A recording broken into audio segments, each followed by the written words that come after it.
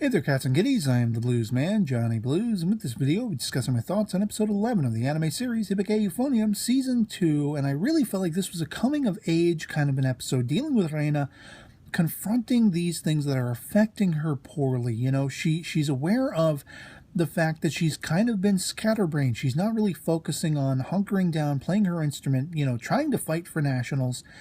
She's got her mind elsewhere, and she decides to confront this by taking these issues to Kumiko and to Taki-sensei in this episode, which it was really kind of a refreshing twist, in that we've been following Kumiko largely. She's sort of the main character of the series, even though she's kind of the more standout character of an ensemble.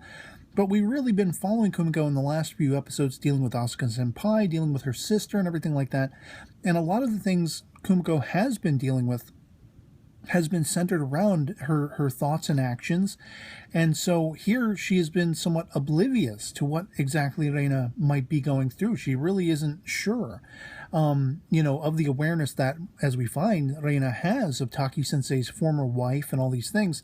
Much as I had speculated, she had somehow come around to finding out that Kumiko had that prior knowledge. And we find out in this episode she'd actually taken this question to Hashimoto-sensei, which is exactly, how Kumiko found out to begin with. But there was a mild case of like some bad blood between them, some estrangement between them, because of course Kumiko knew this all along, and she didn't want to break, Reina's heart because of how deeply and profoundly their friendship goes. And even in knowing this, Reina can't help but feel like, Kumiko is to blame for certain levels of this frustration. After seeing that picture on Taki-sensei's desk, sure enough, she did her digging and she found out her best friend in life, this person she's, decided to commit herself to playing her instrument for, trying to go to nationals for. There's that bond between them, and here is an aspect of that bond that was, unfortunately not strong enough in one, manner of perspective for Kumiko to reveal what she knew, what she had found out, because of how deeply and hurtfully it might affect Reina. So Reina, at least she's mature enough to be able to, sort of understand where Kumiko was coming from, but she still can't help but feel the pain that, here is this man that, as we see through the flashbacks of this episode, which I highly, highly appreciated, being able to gain more perspective on who Reina is. She is somewhat of an enigma, much as Asuka-senpai was.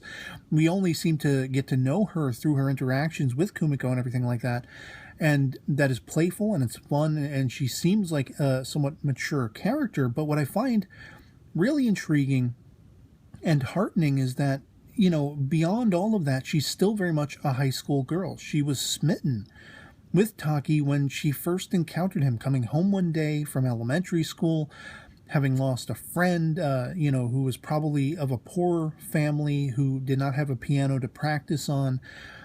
Here she was heartbroken. She came home and she suddenly found sort of the antithesis, this feeling of that doki doki sensation, that heart palpitating sensation of excitement, that here is this young man who she was, beginning to fancy. She found attractive. He was a musician, all these things. Later to grow up and be supported by him, as we see, he meets her on the bridge and gives her this whole sort of catalog of a particular music piece that he feels, she's perfect for. It's something centered to her talents. He very much appreciates how she plays. And I think at that point, because it's such a passion for Reina, it's, she's starting to blur the lines between someone who is being supportive in nature to her talents and that kind of thing, being a friend of the family, and her own feelings of being smitten with him, being taken with him, as though this is maybe an olive branch, an overture to her on his part, that clouds her judgment whenever she's around him. Of course, she has been obsessed with Taki-sensei, and I love that we have this now newly given depth to really understand how far back that goes, how deep down the rabbit hole that goes. It goes all the way back to her childhood, and she knew nothing in all of her years being so closely related to him in a manner of speaking, she knew nothing of his marriage. This is only something she has now found out about.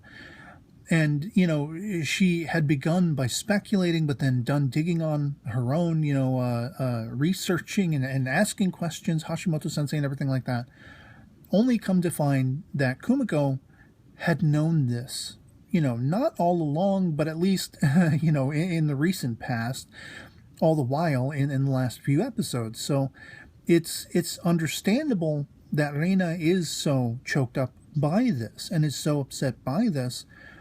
But I'm so proud of her that she didn't, let this linger, this melodrama of not speaking to Kumiko, of avoiding her. She had played that game for a little while, but it's so childish. And so here we have this young woman who is, in a sense, with how, sort of puppy love laden she is still very much sort of childish in nature along those lines, but we see a progressive attitude. We see a maturing attitude in the fact that she decided to confront these things and decided to approach Kumiko, ask her to, go back to their special spot at the top of the mountain and confess how she was feeling and confront Kumiko. You knew this all along, didn't you? You didn't say anything. Why didn't you say anything? And we see that she's understanding of Kumiko's plight. I mean, how could I tell my best friend who's smitten with this teacher who she's been, familiar with for so many years, how could I tell her that there's really no holding on to that because nothing will ever become of that? How can I, quash her dreams and her hopes and her desires? And so we get to see a very sort of pathos-laden scenario between the both of them, where they find that middle ground again. I love how Kumiko reaches for Reina's hand and says, it may sound horrible, but his wife is no longer in his life. And I'll always root for you one way or the other. Even if there really is no hope, even if he'll never be able to look beyond that void his wife left for him, which is why, as we were given insights, episodes back now, but is sort of strengthened once again in this episode. This is why Taki does what he does. This is why he became a music teacher. This is why he wants this band to go for gold. It's his wife's alma mater, Hashimoto-sensei's as well. They were all a pack. And she so desperately wanted to be in this kind of teaching position.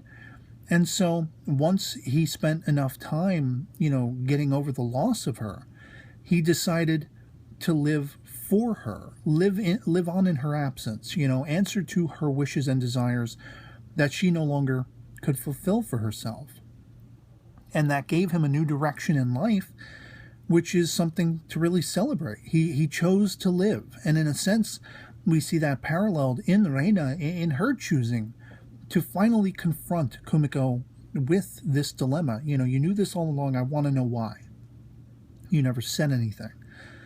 With confronting Taki-sensei and wanting to find out more about what his wife was like. And I like how he's kind of, confused by that at first, because it seems like maybe it's something he doesn't actively talk about. Maybe it's not something, as I touched upon in the episode where he revealed that to Kumiko. I think there's a level of catharsis in his having these students, especially someone like Reina, who he has such a close relationship with, at least her family, as a family friend. Here is someone who is asking him about something that most other people, Hashimoto-sensei most notably, are tiptoeing on eggshells around him, in revolving around that topic. They don't want to bring it up. They don't want to depress him or get him upset or have him become sulking and down about it. And I don't think they appreciate his own sort of maturing nature, where he can live on in her absence because he's living on for her, And so it's such an engaging framework that here is Reina coming to Taki and wanting to know exactly what his wife was like, what kind of person she was. She was energetic. She was vivacious. She was always, proudly proclaiming how healthy she was and all these things. And so it was very much a smack in the face of Taki and his wife to find that her health was not so pitch perfect as she thought, and that, her time was limited. Their time was limited. And after a time, did he find that new reason for being, to live on in her stead, to accomplish her goals for her?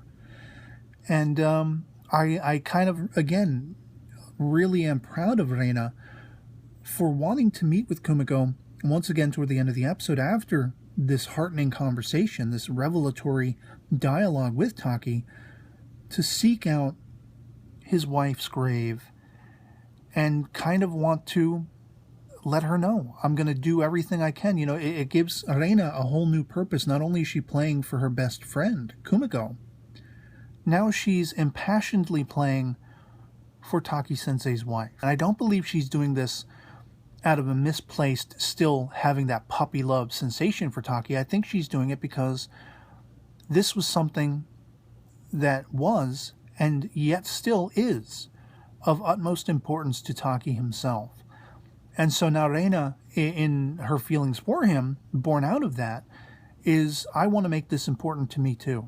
It already is. You know, she's already trying her damnedest to reach nationals and reach the gold. This has been her goal all along. But now she has a renewed sense of purpose, a new sense of direction in a very similar manner to Taki. They are both now trying to accomplish the dreams, the hopes, the aspirations of his ill-fated wife. And it's just, I feel very much like Reina reached a level of maturity that you know, is just astounding.